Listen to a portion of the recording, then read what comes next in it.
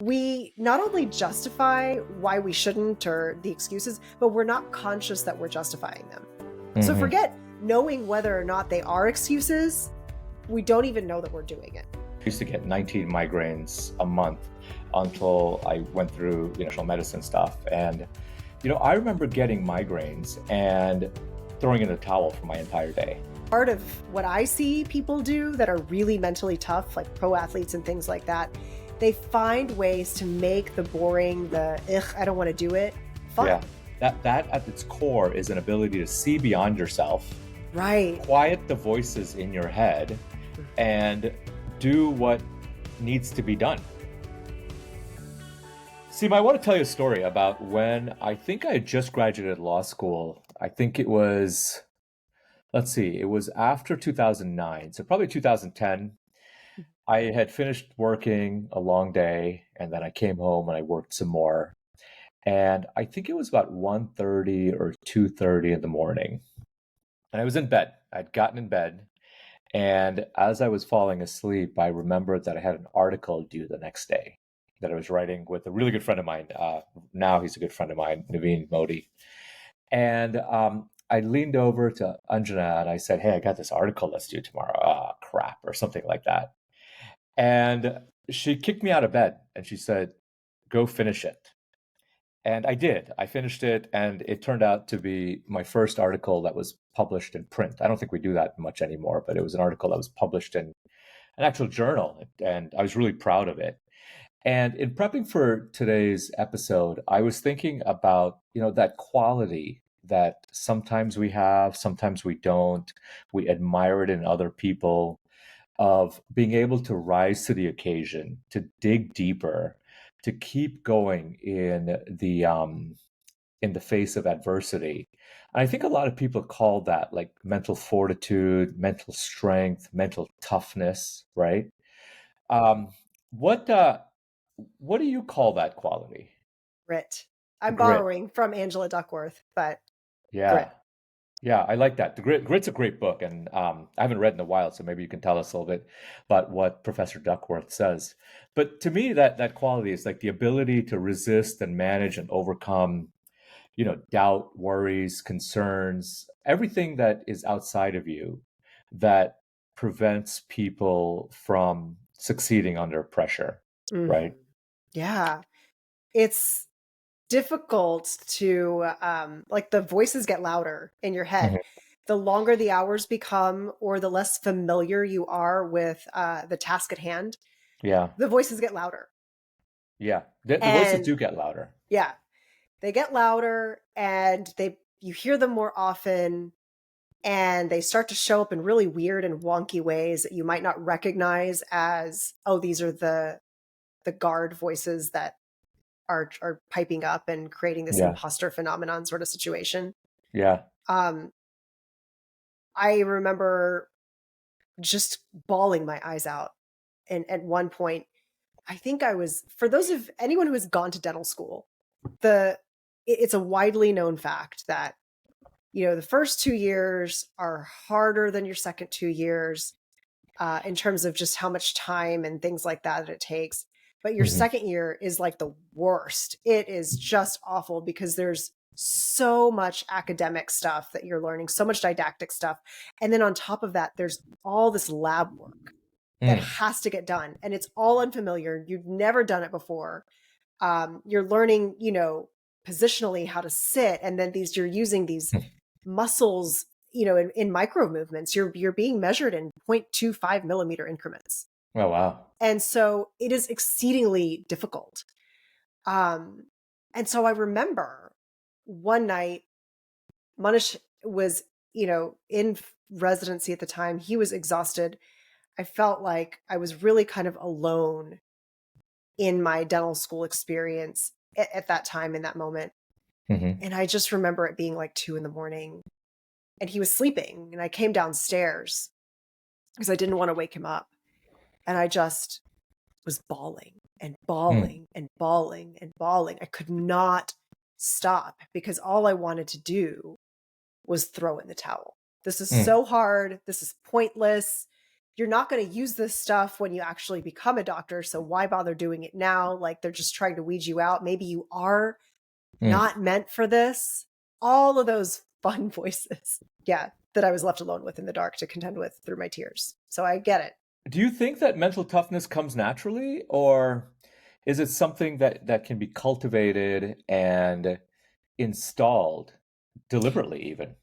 So I think some people, it comes to them more easily, but I also am wondering, and I'm saying this out of complete thin air. I don't have any evidence to back this up, but I'm Hmm. almost wondering if the people that it seemingly comes easy to is because they've been put in circumstances at a really young age Hmm.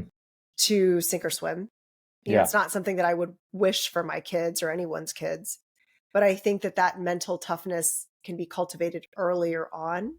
Hmm. But it's hands down, it is not innate, generally speaking. I think you do have to cultivate it. I Yeah. think you have to deliberately cultivate it if Hmm. you really want to break through. Because I think we all develop some sense of resilience, right? From the time we Yeah. go to preschool, we're having to figure out how to advocate for ourselves and get what we want. Even from the time we're a baby, we realize if I cry, somebody Yeah. will respond, right? So we're developing that resilience and that self advocacy. But to really crack through mediocre, it has to be a deliberate and consistent effort. Absolutely. I agree with you. I think the mental toughness and the grit and all of the things we've been talking about, I think it unfolds the more you've got to use it and Hmm. the more you sort of discipline yourself to not listen to the excuses that sound really real, right? Like, Hmm. have you ever had the experience where you're listening to someone tell you like this laundry list of things, and to you, you're like, wait, those are excuses, but I Yeah. can't tell you that they sound like excuses, right? Right. And there's a quote out there that excuses sound best to the person making them, Hmm. right? And Hmm. that they sound so real. Like, "Ah, I can't get up this morning because I hurt my ankle yesterday, right? Hmm. Or I can't go to the gym because I have the flu, right?" And I'm using some specific examples because, Michael Jordan played during the flu game, right? Um, and it's not possible for everyone, but I'm wondering what you would say is, where is the line? Where would you say to an athlete, don't play for the Chicago Bulls when you have the flu or you're sick or whatever, but you would say that to someone who's not a professional athlete, where like, you're not feeling well, don't go to the gym today. I mean, I don't think I would ever say to anyone, I don't care who you are, to not or to play and push Yeah. through if you're sick. Like to me, as a doctor, I don't, and as a human, I don't want to be responsible for shedding my virus to everybody else. Yeah. That's just me personally. I think I hold a higher standard of expectation of myself. Hmm. I don't want to get anyone sick, and that's my responsibility and my responsibility alone. Yeah. Um, that aside, you Or like a know, headache or something where there's not yeah. a virus, like a headache or something like that. And see, I think something tells me I might actually have a softer approach to this than you might. Hmm. Um, I my line for me is, am I saying it out of compassion, Yeah. or am I saying it out of this mindset of, if you don't do this, you're going Hmm. to lose out on XYZ, Hmm. or other Yeah. people will think badly of you, Yeah. right? That's kind of, I guess, the clearest way for me to maybe put words to that is, am I Yeah. saying it out of compassion for myself and for the people around me or not? You mean how you're reasoning it to yourself, like Yeah, why you should push yourself or not? right. Yeah. That's a good that I love that. That's actually really insightful. For me, it struck me that, I get migraines. I used to get 19 migraines a month until I went through, a whole bunch of functional medicine stuff. And, I remember getting migraines and throwing in the towel for my entire day. Like, you know what? Mhm. I just can't do anything. I can't get out of bed. I can't see straight. I feel like throwing up. I'm just going to sleep it off, right? Mhm. And but I couldn't do that when I had a crying baby, Right. right? I could do that. I can justify it when it was like going grocery shopping or, going to the gym or signing on or taking a work call or something like that, right? Mhm, mhm, But for me specifically, when, there was a crying baby there that needed food, I was able to find the strength within myself mhm. to overcome that and to go and do Mhm. it, despite the same migraines. My migraines didn't reduce in intensity, right? Right. They Mhm. were still there. And so I've always wondered, do we is there a point where we stop ourselves short and going back to, when Jordan played in the flu game or where someone else is not feeling their best and they could talk themselves out of doing something, but they have a strong why or a strong purpose for rising to the occasion. And if Yeah. that can be cultivated. Yeah, it's interesting that you mentioned that because Dr. Duckworth does talk about that in terms of how do you cultivate that grit? She talks Yeah. about you have to have an interest in what it is that you're doing. And then you have to have a passion for it as well, not just an Hmm. interest, but a passion. Hmm. There has to be a greater purpose to it. And Right. importantly, there has to be some sort of hope that Mm. things will get better or you can rise to the occasion Yeah. if you go through whatever is in front of you and you rise to the occasion. So I think it's interesting when you share about your migraines. Are you interested in making the baby food or the formula or whatever? Probably not. But there's in this case not passion but love, true unconditional love for your Hmm. baby, and the greater purpose, the instinctive drive to provide as their parent. Right. um and the hope is there too, right? Just knowing that you're going to get through it, and that there's really not an alternative in that case, Right. right? It's just got to get done. It's just got to get done. It It's doesn't just got to matter, get done. right? Yeah. I think that there's just a fine line between what really has to get done. What do you want to get done, right? So Right. feeding your crying baby, that's a have to, right? Right. What do you want to get done? Those are where it gets dicey, because Right. now you're talking about my hopes and my dreams and my goals that I can Yeah. easily rationalize away. Yeah.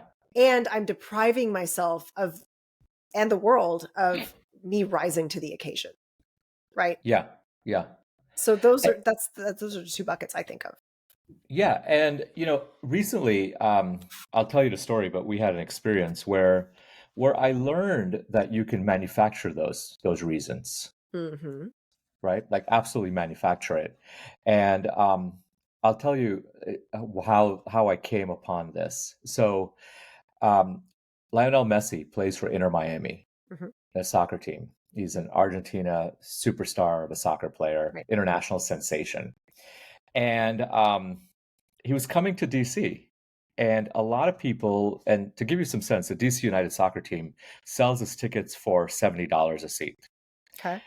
And in the weeks leading up and the days leading up to this match with Inter Miami, seats were going for $1,200. Mm. Except 36 hours before the game, they went back to $70. Why do you think that is? I think people lost hope that they would be able to get tickets. So they're like, why bother? I'm not gonna. And then they watch ticket sales. Close. It was announced that he was injured. He wasn't going to play, Oh. right? So people were no longer who bought the tickets for $1,200 Hmm. were, trying to recover some money, and the I people who were see. holding out were just trying to give it. So we went to this game, and we had tickets, and we have season tickets, so we were going to go anyways. So we went to the game, and the people sitting next to us were so angry that they Hmm. spent $900 to see this one player, or Hmm. 1,200 bucks, and he didn't show up. Hmm. He didn't even make the game, right? Yeah. And so I come back to that Jordan flu game and where he played with the flu. Hmm. And Kobe Bryant said, and I think even Steph Curry might have said something like this, that there are people in the stands who have saved their entire life savings to come watch me play. Yeah. And short of being unable to play completely, am I thinking about myself or am I thinking about this fans when I sort of make the decision that, well, I'm not feeling that great today. I'm not going to play, right? And so Mhm. I think in that sense, they're manufacturing this tripartite thing that you mentioned from grit, where there's a big enough purpose, thinking outside of Right. yourself and thinking about, hey, there's a boy in that stand who this is his only chance to watch me play, and his mom or dad saved up and brought. I think you guys had an experience like this. You went to Houston to see Steph We Curry, did. right? We did. And but here's the difference though. First of Yeah, all, when we told Arjun, yes, we're going to take you because he wanted to watch Steph Curry play. yeah, We said, just know, eyes wide open, detached from any expectations here. yeah. You may not see him play. And if we don't see him play, that does not mean we owe you another game. It does not mean we're chasing him around the country. Like, Mm, eyes wide open, completely be open to just enjoying the experience of being at the game. yeah, That's it. But I yeah. I think think that's right. for most people, to your point, specifically these people that they're not there to see whatever team. I don't even know what team. Like, what is he on? What team does he play with? The Warriors. Golden I'm State not Warriors, a Steph sports Curry. Yeah, person. Yeah, it's like yeah. I don't know. Um, they're not there to see the Warriors. They're there to see Steph Curry, Right. right? And Yeah. so, and not everyone. I realize I say this to my son from a huge point of privilege. We can Hmm. go to any game anytime, and well, not any game anytime, but this would not be our first, last, or only. Hmm. And so I want to just acknowledge to the listeners, I recognize that I'm saying that from a point of privilege and that I'm grateful for that point of privilege. And also, there are people, it is their only chance. Um, it's just, there's not a right or a wrong, I think is the other thing. I think we tend to fall to this idea of, is it right? Is it the right thing to do to, for example, play while you have a contagious viral disease that actually can land people in the hospital? Hmm. That's kind of important, right? Yeah, this kid can't see you if you don't play, but you're also risking getting somebody else sick, which is, where do you draw that line? But there's not a right and there's not a wrong.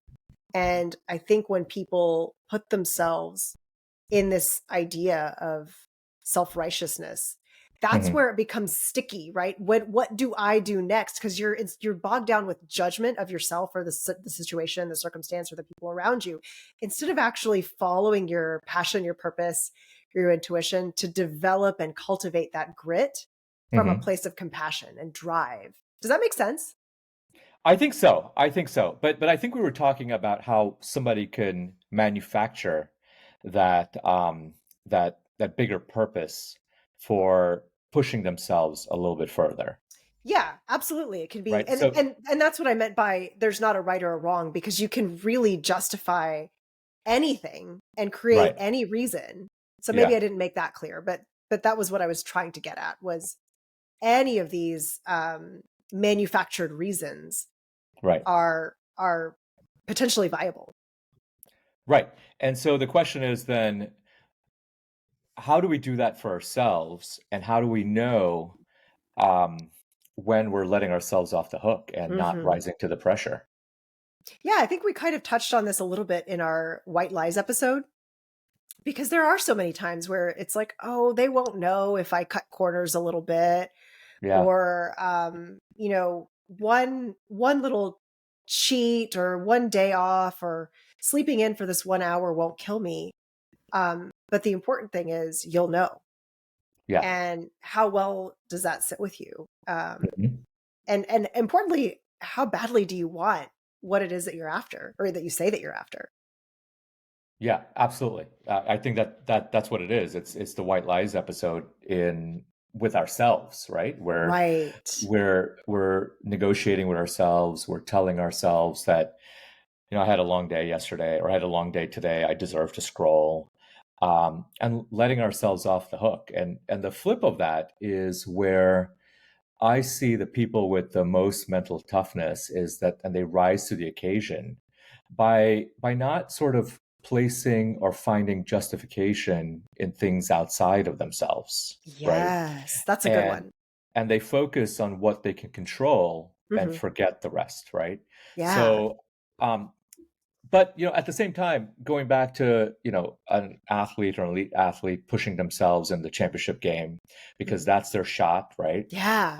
I remember Patrick Mahomes in one of the Super Bowls played with a taped up ankle or something like that, Mm. right? Mhm. Um, and we're using athletes here, but there's a doctor who is on a plane on vacation and tries to save somebody. I think a lot of us are in that position where we didn't plan to do something, but we rise to the occasion, right? Mhm. And I think a lot of those people they love the pressure, they love the opportunity to make an impact in that scenario. But the flip of that is that constant pressure is not a good thing. Like if you're a doctor and you're constantly responding to emergencies, you're going to burn yourself out. Absolutely. You know, I remember, this happened last year. We were flying back from, I think it was our Italian vacation. I can't remember. We're flying Mm, back from somewhere, and the the flight attendant pipes up and she says, "If there's a doctor on board, we really need some help." mm, And Manish had his AirPods in, and he didn't really hear. And I'm like, "Hey, go, go, go, go! Your time is now." And he looks at me and he's like, "I don't really know, I don't know that they really need a doctor. I don't know." And I could see him sort of struggle with just this, right? Like he's tired, he's, whatever else is going on in his mind. And then he was justifying it with, "I'm not qualified to treat an adult." mm. Right? Like I don't want to misstep and mistreat someone, an adult. I'm not qualified to do that. Well, Yeah. it turned out the patient was a 3-year-old kiddo who actually did need pediatric critical care. Oh wow. Yeah. And so it was an emergent situation. Manish got him stabilized, and it was Oh, it he's a was great. hero. He was a hero. He got to be the hero, and he importantly really, really was just thankful that he got to be there to help this kid. Yeah. Um, and so my point is, even the most qualified professionals will Yeah. find ways to justify why their services or their actions Hmm. really aren't going to be valuable in the moment. And it's Yeah. okay to just not show up. Yeah. And you just never know what the stakes are unless you choose to be that best version of yourself and actually do the work. Well, how do you cut through that? Like, give us some tips and strategies of how someone in that position would cut through that without being married to the amazing Seema Desai, who's a coach, to to see outside of yourself, like Mm. to see beyond yourself. Basically, that's basically what you did for him, was to see beyond yourself. That's what we're talking about with Kobe Bryant, is thinking about the person in the stands. We're talking about that with my migraine and the crying baby. That at its core is an ability to see beyond yourself, Right. quiet the voices in your head, Mm. and sort of do what needs to be done. With the article, right? Coming back to the article, I Yeah. was seeing beyond, oh, I'm tired, I'm in bed already, it's been a long day, I won't be able to write well, it's 2 in the morning, I should sleep, I've got the next day. There's a lot of eyes, right? Yeah. But I Clue needed to number see, 1. yeah, but I needed to see beyond myself. So how do you do that for yourself? How do you see beyond yourself, and what tips can you give our listeners? Well, for me, I think that, you know, just what you said, when I start saying the word "I" a lot, there's clue number 1 that I'm in the state of ego, right? Hmm. I'm Hmm. not able to see beyond myself. And so just developing for me a sense of really reflecting on my thoughts and what it is that I'm thinking exactly has helped, because a lot of times so many of us, we not only justify why we shouldn't or the excuses, but we're not conscious that we're justifying them. So Hmm. forget knowing whether or not they are excuses, we don't even know that we're doing it. So Right. just to me, that reflection of what is it that I'm thinking, and how is it that I am physically feeling in response to those thoughts, gives me a good indicator as to, am I in that state of ego only thinking about myself, or am I really locked in on the idea that there's a greater purpose beyond me that will Mhm. actually fuel me and keep me going with a lot more ease if I can just push beyond the initial resistance. Yeah. Yeah. But, is there a way that we can describe this more specific and concrete so someone could take what we're saying and apply it right away? And I can tell you, like, you know, sometimes after lunch, I'll eat a really healthy lunch, right? And I'm like, you know what? I can sneak in 5 M&Ms. And so I'll grab a handful of M&Ms and I'll eat them. And I'm like, okay, good. Only five. And I had a healthy lunch. What's the calorie count in 5 M&Ms? Like, so whopping 80 calories. Big deal. But if I were to do what you just said, and I understand what you're saying, like look at the long-term purpose, like this is my goal, like I'm not focused on the short-term immediate gratification. And I'm not going to listen to my own justification. I stay focused on that. I'd be like, seriously, is 5 M&Ms going to do anything for me Mm-hmm. by way of like a sugar hit? Like I don't need a sugar hit right now. I don't need 5 M&Ms, but I'm letting myself off the hook a little bit, right? Yeah. Yeah. So is there like a concrete way that you could, like, as if you were coaching me, coach me right Mm-hmm. now, so that the next time I get this urge of like sleeping in a little bit later, or skipping one rep at the gym, or not proofreading that document one final time, Mm-hmm. then it's not going to make a difference. Like, what am I going to find one apostrophe? Like, whoop-de-doo, right? Mm-hmm. To hold myself to the greater purpose and sort of the long-term integrity. Yeah. Well, if I was really coaching you, I would let you come up with No, that let's do answer. it. I Oh, would really, that's coaching, I'd right? ask It's for a not refund me. then. I'd ask for a It's, refund. that's not coaching. Coaching is you coming up with your own answers. But in all seriousness, I think the small wins actually add up to quite a large big deal. Like, so for example, those 5 M&Ms, I Mhm. remember, um, like just every time I don't give in to those small little urges, Yeah. I actually feel way more proud of myself than you would think I would. Yeah. It's weird because you think to yourself, it's just 5 M&Ms. It's just a handful of chocolate chips or whatever else. Right. But me being able to say no to that tiny thing makes me feel like I could actually say no to the big thing. Yeah. Yep. Yeah, it motivates me to keep going and to stay the path.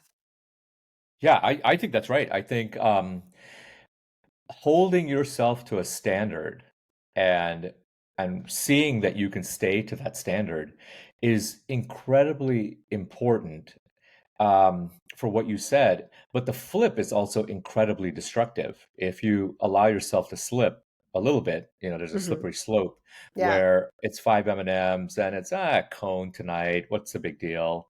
And you can erode your long-term purpose and your long-term Hmm. vision by discounting the value of a small win. Yeah, absolutely. One person that I'm thinking of right now is Jennifer Lopez, because she Mm. gets so much attention for looking so good at the age that she's at. Um, and she says it all the time. I get 8 hours of sleep. I drink tons of water. I We're trying to don't, say old people don't look good. I'm just I'm telling old. you I'm that old. that's a I matter of look good. perspective and opinion. All So right. I'm going to leave that one.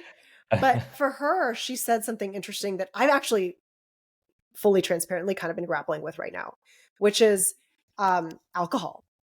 Mm. I don't drink that much, but Hmm. and I know that when I have that glass of wine, that's really the only thing I drink is maybe I'll have a glass of red wine here and there.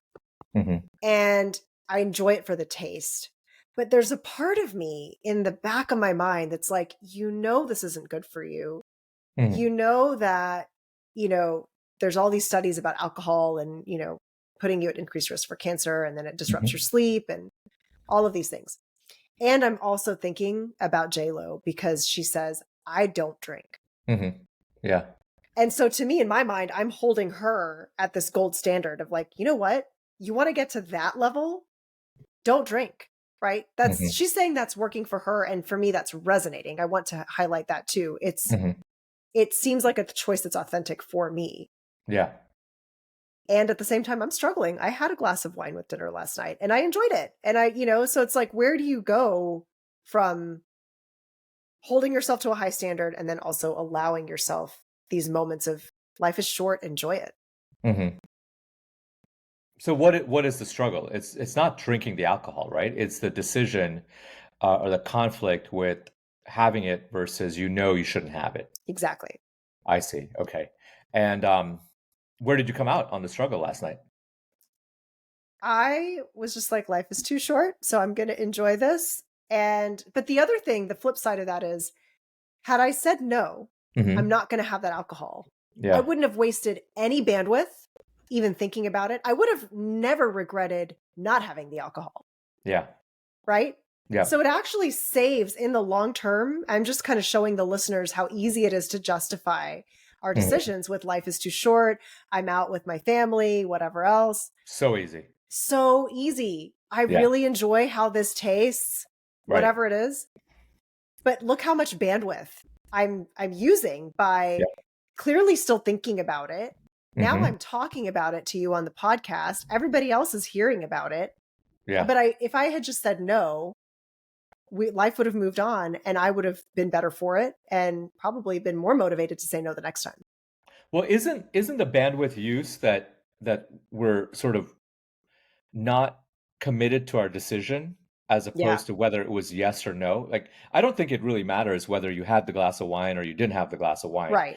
I think, did you own your decision? And are you able to move on? And I'm hearing that you said that you would have owned it had you said no, but are you owning it that you drank Right. the glass of wine? Um, Otherwise, it's not going to make a difference, right? One glass of wine is not going to make a difference. Right.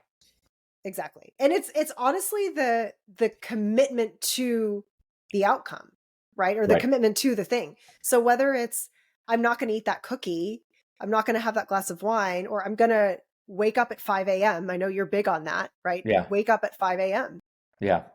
If you're not wholly committed, Hmm. and I think it goes back to passion and purpose, as Dr. Duckworth calls it, you're going to find your decisions around that topic to be really unclear, and you might find that you're inconsistent with them, which is going to lead to a lot of frustration, Yeah. and it's going to make it easy to throw in the towel. Yeah. And I think that, coming back to the topic of our show, mental toughness, it's about recognizing that you're making the best decision you can in the time with the information you have. Right. And you can't go back and second guess your decisions, right? You have no idea how something would have turned out. And part of the mental toughness journey is, we talked about having a long-term focus, right? At the end of the day, what is my bigger purpose? What is the goal? Manufacturing some purpose or reason outside of you, seeing beyond yourself. But I think also one aspect is to make a decision and move on, Hmm. because in no in not no but in very limited circumstances will a single decision lead to consequences that matter in 5 or 10 years, right? Right. And I understand there are decisions where you could do something and it changes the course of your life. I totally get that. What I'm talking about is the daily negotiation in our minds of, you know going to the gym, not going to the gym, one more rep, not one more rep, five Hmm. M&Ms, not five M&Ms, uh, sleeping in for 10 minutes, those daily things that just hum in the back of our minds, Yeah. and then we beat ourselves up over them. Yeah. It's almost like a power negotiation, Oh, it absolutely is. It's you know? negotiating with yourself. Yeah. All the time. And so when you're focused on that long term or focused to that greater purpose, those small wins actually are amplified. I feel like you can use um, competition to encourage yourself, move forward, and say, "All right, that was yesterday's version of me." It Yeah. almost it's funny because say you have the five M and M's, but then tomorrow you can say, "You know what? That's totally fine that I had those five M and M's, but now I'm in competition with that past version of myself. I can do better today." Right? So you're using it to cheer yourself on forward Yeah. without the self-deprecation of like, gosh, you suck, you had those five M&Ms. Yeah. Absolutely. It's all about perspective and the way you use it, whether it's with yourself or with other people. Like you could manufacture competition Hmm. with people, right? In fact, I'll challenge you that to see who says the lesser amount of times on today's episode. So say we're creating a little competition, which will help us rise because at the end of the day, the root word I believe of competition comes or shares a root with the word conspire to conspire to make each other better, right? Oh, I I didn't know may that. I may have messed that up a little bit, but I think I remember somewhere that the root word of competition is also the same as conspire, and it isn't to put one another down, but it's to conspire with one another to challenge each other to best one another, like to help each other Mm, get better. Um, and I think like you said, ultimately mental toughness comes down to the ability to put aside what happened yesterday, mhm, put aside the decision you made, put aside that your day started out with a migraine, or put aside that you're tired, and solely focus and control what you can, and you forget the rest. mhm. Yeah, so powerful. And I think what's at stake if you don't is a life where you have created your own hell, if you will. You've Say more about that. created, well, you've created your own reasons to stay stuck where you are. You've created your own reasons to be unhappy, to be suffering, to be stressed out. Hmm. And usually that will result in you blaming falsely external circumstances. Well, you don't understand. My kid is colicky and so they're Mm, always crying and blah blah blah blah blah. Well, my boss is just really difficult and insert reason. Well, my wife never makes time for me and so then XYZ. yeah. You will always find someone or something to blame, and the reality is by choosing not to cultivate grit, Hmm. you are building your own manufactured hell. So, you know, to me, is that what you want? Yeah, and I think the more we let that muscle off the hook, and the more we give in to um I can't remember all the reasons you said, but more we give in to those justifications, Mm-hmm. the easier it becomes to justify. And I think you talked about alcohol.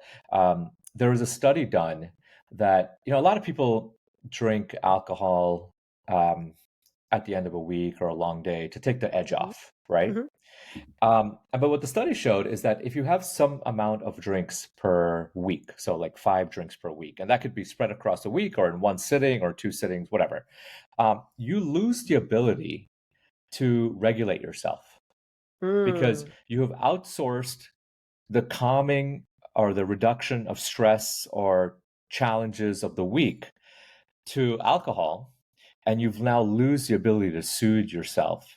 And so without the alcohol, you're much more irritable, and it prolongs itself, and you don't know because you haven't trained yourself, or you've lost the ability to sort of soothe yourself or to take the edge off or go for a walk or whatever it takes for Right. you to feel better, because you've essentially, like I've said, outsourced it to alcohol. You're Yeah. reaching for the cylinder of a beer to change your state. Basically, that's why people drink, is Right. to have fun, to change your state, right?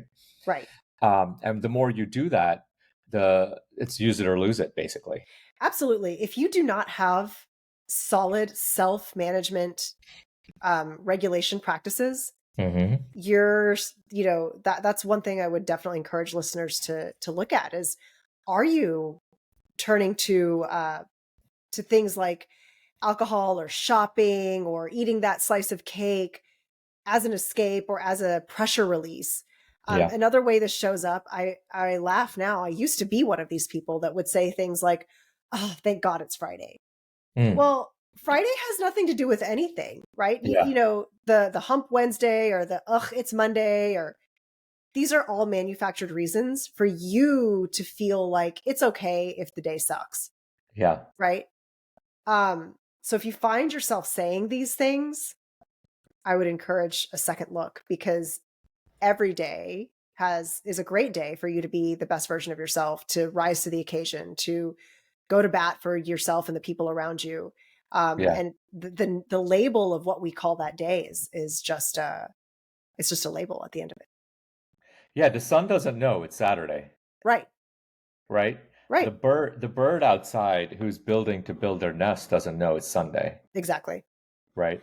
But we tend to create these limitations and these delineations, which there's a lot of benefit to. There's a lot of structure to knowing when there's scheduled rest time and not rest Yes. time and things like that. So that's not what I'm talking about.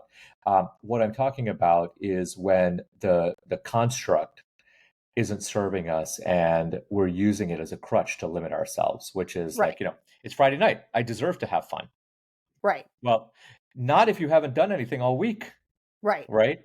Right. And I'm not saying you have to earn fun or anything like that, Right. right? But Right. if the entire week has been fun, quote unquote, however you want to define that, why do you deserve it on Friday night? I think you deserve Right. it all the time. I You think you deserve it all the it's time. it's any time, and you Yeah. can work at any time. You could do whatever you want at any time.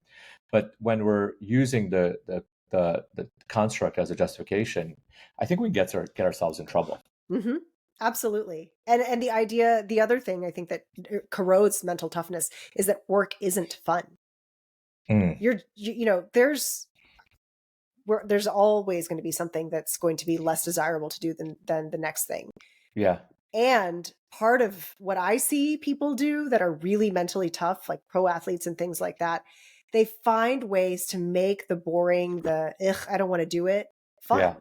They yeah. accept that. And also, there's not really a judgment of this is fun or this isn't fun. It's Hmm. the ability to show up and be at peace regardless, that keeps them going without Yeah, burning out. yeah, absolutely. I think the relationship with what you do and how you show up is what dictates whether you think it's fun or it's needed or it's necessary or it's boring or it's useless or all the different things. And like, why am I even doing this? Why am I even here? Right? Hmm. And it's not the thing. It's not, the actual task. It's simply comes down to your relationship with it, right? Right. And understanding that you're in control of that relationship totally, Hmm. right? Absolutely. Hmm. I'll read you a quote. I put this into my channel, my 5 a.m. channel this morning, and I think it's a quote that I come back to a lot because there's a lot of meaning behind it. It says, "At dawn, when you have trouble getting out of bed, tell yourself, 'I have to go to work.' As a human being, what do I have to complain of if I'm going to do what I was born for, the things I was brought into the world to do? Or is this what I was created for, to huddle under the blankets and stay warm?" I read that Right? this morning and I thought, Oh, are oh, you in my channel? I'm of course in your channel. Bro, are It's you one not of the like it? What? No, first you one. did like it. You I did did like like it. it. Oh, I was Come on. my relationship with you was about to change if you weren't liking my stuff. And I got out of bed and went for a walk. Oh, great. So, I love it. Yeah. yeah, If you think about it, like you guys have ants in Austin. all over the place. Okay, what does an ant do? It builds like relentlessly, like a machine, constantly working, building Like they're just their going little back and nests. forth, They're right? back and forth. They're just going back and forth. Like Yeah. have you ever seen like one of them pull off to the side and start nibbling on like a candy and be like, you know what? I'm tired. I need to take a rest. No, because that's what ants do, right? Yeah. And as human beings, yeah, we've got this construct of work for money and not and fun for fun or whatever.